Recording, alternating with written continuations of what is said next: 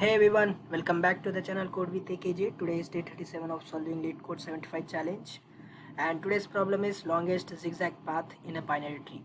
So if you're new to the channel, please make sure to hit that subscribe button and turn on the bell so you never miss an update. So let's get started with our problem statement. So the problem statement says you are given the root of a binary tree. A zigzag path for a binary tree is defined as follow. Choose any node in the binary tree and a direction right or left. If the current direction is right, move to the right child of the current node, otherwise move to the left child. Change the direction from right to left or from left to right. Repeat the second and third steps until you can't move in the tree. Zigzag length is defined as the number of nodes visited minus 1, that is a single node has a length of 0, and return the longest zigzag path contained in that tree.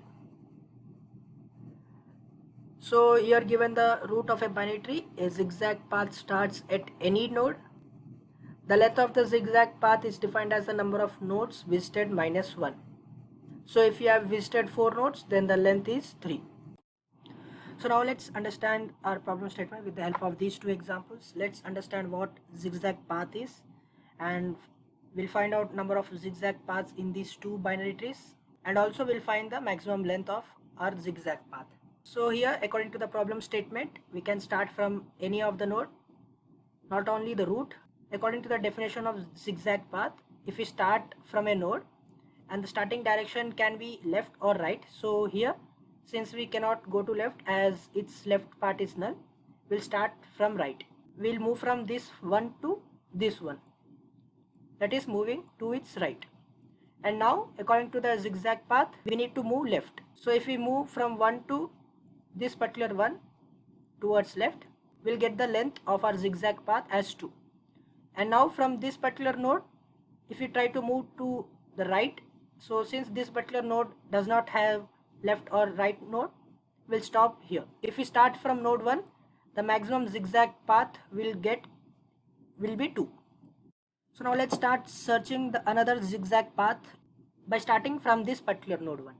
So if we consider this particular node 1 as a starting point, here we have both left node and right node. If we consider the path starting from the left, so it goes to the left, move to this particular node. And considering this particular node, since it does not have its left and right child, we have reached our end of our path. So here the length would be 1. And if we consider our zigzag path by taking right, so we'll move to this particular node 1 by moving direction right. And according to the definition, we need to move left now. So we'll move here, taking left. So now we need to take right. So from this node, we'll move to this particular node 1, taking right. And now, since we have already taken right, now we need to move left. So the left of this particular node is null. So we have reached our end of our path. So if we start from this particular node 1 and start moving by taking right, so we'll get the length here 1, 2 and 3. We got another zigzag path of length 3. So in the same way, if we try to start from this particular node, taking left or right as a starting point, we'll get a particular length L1. Again, if we start from this particular node, taking both left and right directions according to the nodes, we'll get length L1, L2. So in the same way, if we start from this particular node, we'll get length L3. And if we start again from this particular node, we'll get a length L4. So in this way, if we can start from any node of this given binary tree, and we'll get different length from each and every node, considering that particular node as a starting point, and also considering the left and right directions.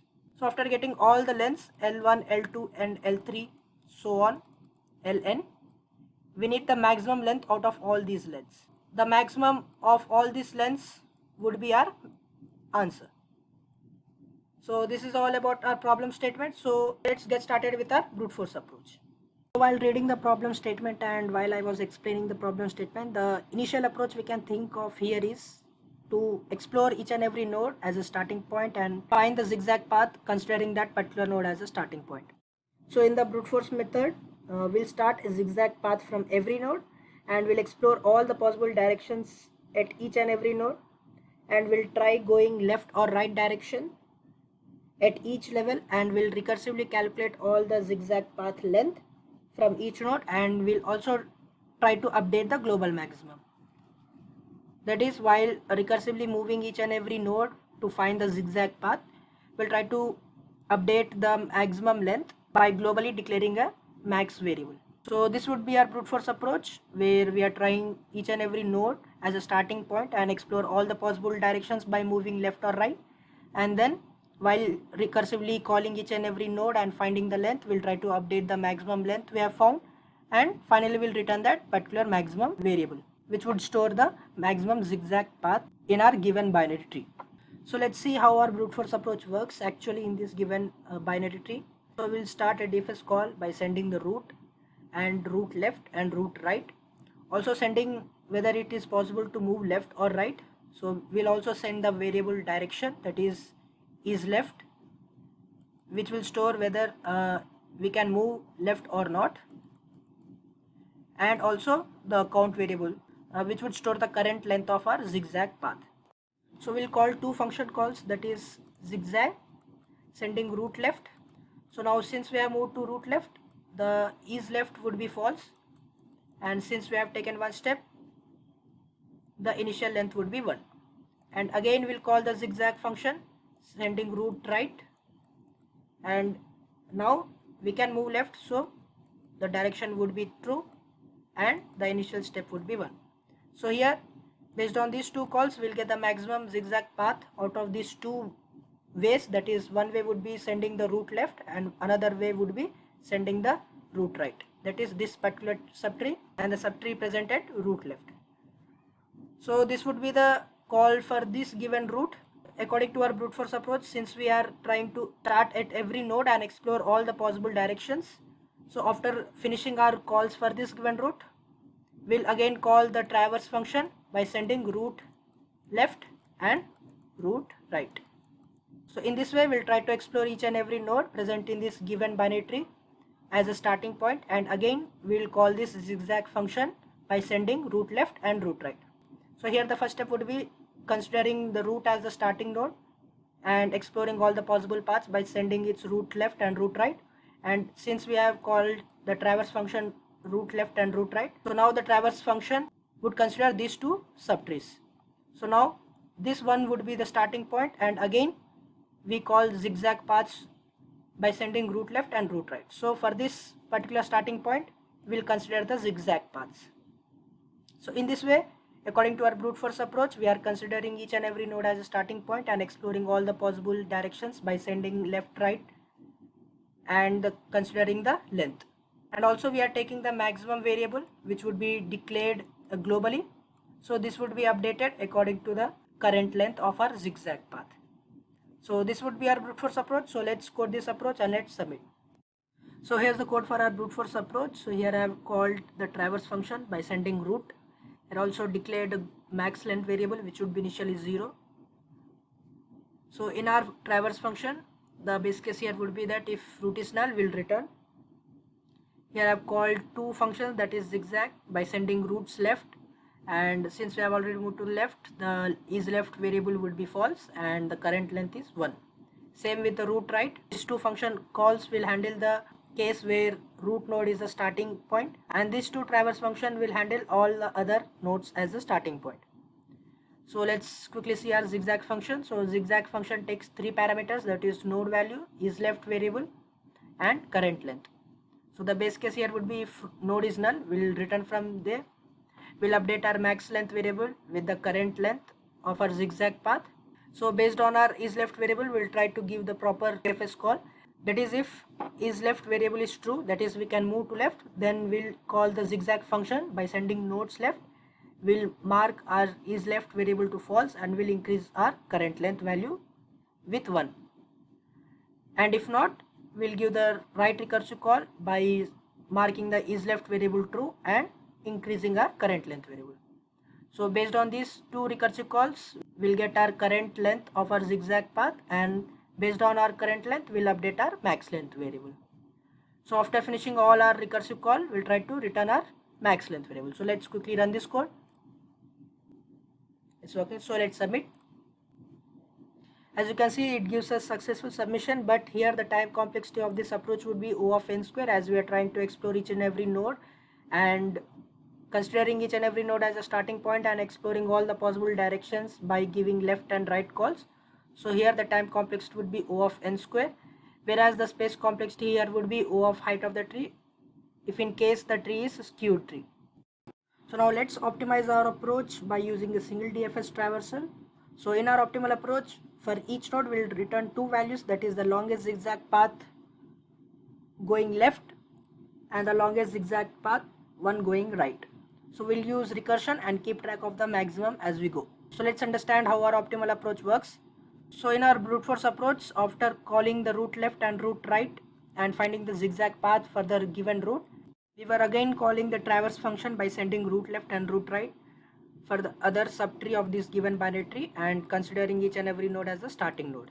So to eliminate this and optimize this and finding the maximum zigzag path by using single DFS, we'll try to eliminate that particular step.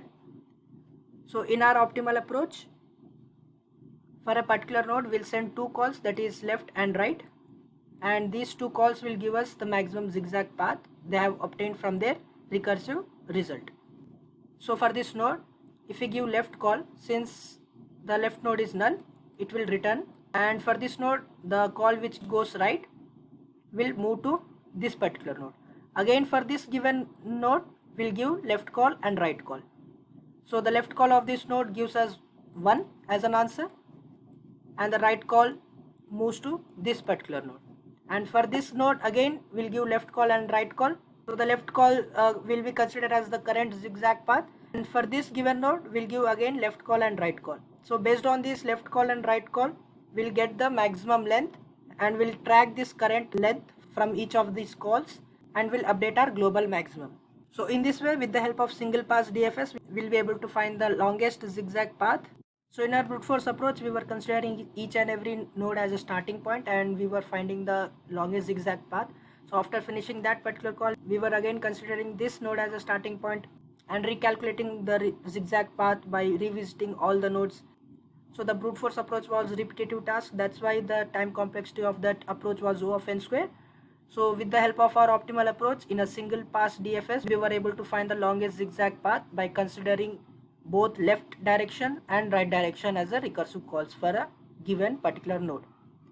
So the time complexity of our optimal approach would be O of n, as we are visiting each and every node only once, and the space complexity here would be O of height, that is height of our binary tree. So let's quickly code this approach and let's submit. So here's the code for our optimal approach. So the base case here would be if route is null, we'll return 0. We'll give two calls, that is sending route left and sending route right. So if we are sending route left, the initial variable is left would be false, and if we are sending route right, the is left variable would be true. So in this single pass DFS, we'll try to find the maximum zigzag path in our binary tree considering both left and right directions. And the base case here would be if node is null, we'll return from there, and if the variable is left is true, we'll consider both the directions in this case, that is we'll send the node left and marking the is left variable false and increasing our current length. And since we are also trying to cover the right direction as well, so in this given example the left value is 1, and here for this node we are also trying the right direction as well. So because of this, we are trying to eliminate revisiting each and every node again and again, which ultimately increases our time complexity. So even though the is left variable is true or false, we are trying to consider both the directions here for each and every node so that we don't revisit each and every node again and again. So if is left is true, we'll move to the node left, we'll increase our current length, giving the nodes right, but here the current length remains same, considering that particular node as the starting point. Based on the definition of our zigzag path, from this particular node we should move to this particular node 1 here, because we have already came right, and for this particular node we need to go left, but here we are exploring right considering this node as the starting node. So that's why the current length here would be 1. So in this way, with the help of these two calls and handling the current length value, we are able to visit each and every node only once, considering the current node as a starting node. So if is left is false, that is we need to move right. So we'll send nodes right, marking the is left variable true and incrementing our current length. So we are exploring the nodes left, but the current length would be 1, considering that particular node as the starting node. This way, with the help of these two function calls and handling the current length, we were able to find the longest zigzag path in a single pass. So here the time complexity would be O of n and space complexity would be O of height. So let's quickly run this code. It's working, so let's submit. As you can see, this approach gives us successful submission, and it is even optimal for large number of trees. So based on our constraints, that is 5 into 10 power 4, this particular approach where we have used single pass DFS to find the maximum zigzag path is optimal. So let's move to the time complexity and space complexity analysis. So in our brute force approach, the time complexity was O of n square, as we have tried to visit each and every node and explore the all possible directions going left and right. And the space complexity was O of height, as the binary tree is a skew tree. Whereas in optimal approach, we have used single pass DFS, where the time complexity was optimized from O of n square to O of n. So in a single pass, by visiting each and every node only once, we were able to find the longest zigzag path, manipulating both current length and based on our is left variable, and also considering both the recursive call for each and every node, we were able to eliminate those two extra steps which we have taken in brute force approach, where we have considered each and every node as a starting point by separately calling them. So with the help of this single pass DFS, we were able to eliminate that step which was repetitive, which was calling each and every node again and again and recalculating the current length and revisiting each and every node. And the space complexity of our optimal approach remains same, that is O of height of the binary tree, if in case the binary tree is a skewed tree. So that wraps up for today's deep dive into longest zigzag path in a binary tree problem. So we started with a simple brute force approach to understand the problem, then leveled up with an optimized DFS strategy that brings up both efficiency and elegance to the solution. So the key takeaway here is how smart recursion and direction tracking can drastically improve performance. So if this breakdown helped clarify things for you, go ahead and smash that like button. It really helps the channel. And if you're new here, don't forget to subscribe and turn on notifications so you never miss a daily dose of DSA. Thanks for watching, and I'll see you in the next one.